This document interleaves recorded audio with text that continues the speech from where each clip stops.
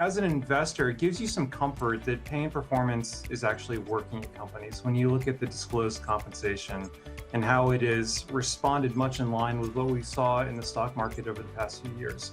Now, to Blair's point, a lot of what we saw in the drop-off in pay in those 2021 disclosures was due to lower short-term incentive payouts and some foregone base salaries, things of that nature.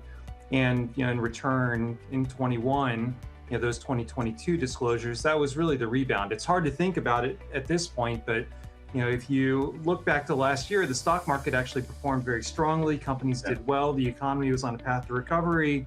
It all gets lost in what's happened in the last 6 months, but it was actually a really good year. So it gives us some comfort that pay and performance is working. From a succession perspective, I think it raises some concerns though. Are we drawing a bigger disparity between CEOs and those that are ready to step into the CEO's shoes when it's time for succession?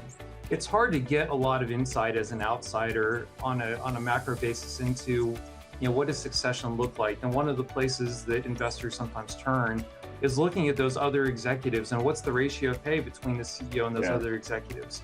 And when that ratio grows, it tends to beg the question, what's happening? Do we have a talent gap in between the rest of the C-suite and the CEO? And what are companies doing to address that gap?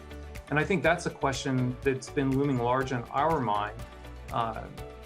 What is going on with succession planning? How have 2 years of COVID plus a year of macroeconomic uncertainty, how have those affected succession planning?